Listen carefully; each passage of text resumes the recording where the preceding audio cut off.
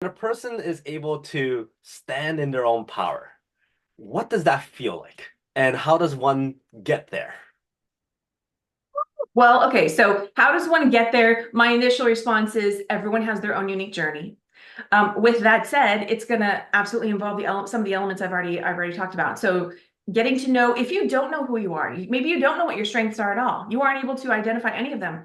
That's your first step. Start to get to know who you are. Start to get to know what do you like, what do you value, what are you strong at, what are you weak at. And anything you're weak at can become a strength. And yet at the same time, it also doesn't have to be. You could simply say, "Yep, I'm not as strong as this," and that's cool. Maybe you have zero desire to strengthen that. That's fine too. It's up to you. And where are you headed? What do you want to accomplish and achieve? I forget the second part of your question. What does it feel like? What's Like, I'm pretty sure it's a individual kind of thing, but for you and from your clients who actually share that feeling to you, what does it feel like for a person to be in the zone and be able to stand in their own power? Okay, so of course, the first word that comes to mind is, well, it feels like confidence. But that to me is not really a specific feeling. It's more of just a state of being, but it feels like peace. It might feel like flow. It might feel like energy. And as I say that, everyone's got different energy levels. So for me, it feels like energy because that feels very comfortable to me to be in that flow and excited and that kind of thing. But it's going to have a state of balance, of harmony within the individual, of equilibrium, not feeling like you're on rocky ground. And something else I want to say here, and I know it could be debatable. So the phrase "fake it till you make it." Okay, so I'm not condoning or promote. I'm not condoning, not promoting anybody being fake. That's not what we're talking about. But when you're in this space of, okay, I'm practicing, I'm practicing owning who I am. I'm practicing being more confident. This is where that syndrome can start to appear. And there's a degree of, okay, you know what?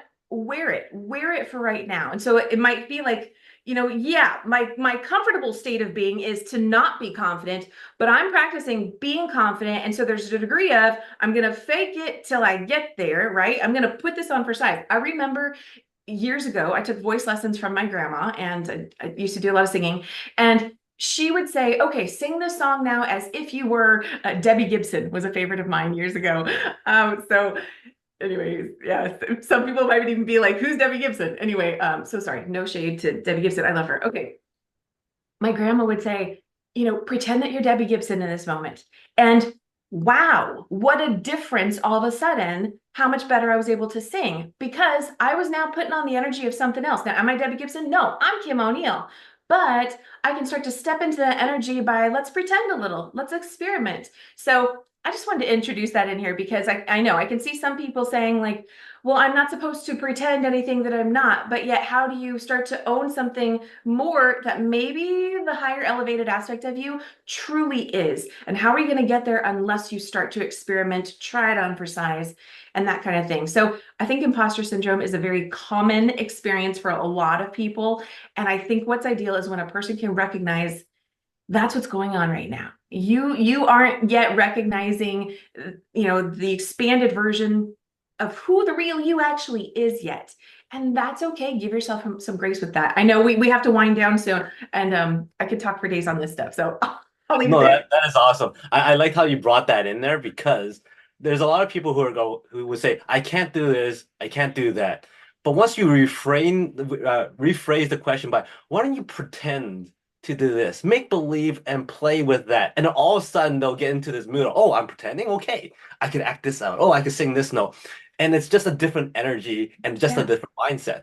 So and it's funny that people don't apply that when they're going, hey, I need to prepare for an interview, or hey, I have to prepare for a negotiation or something like that. They don't role play those things.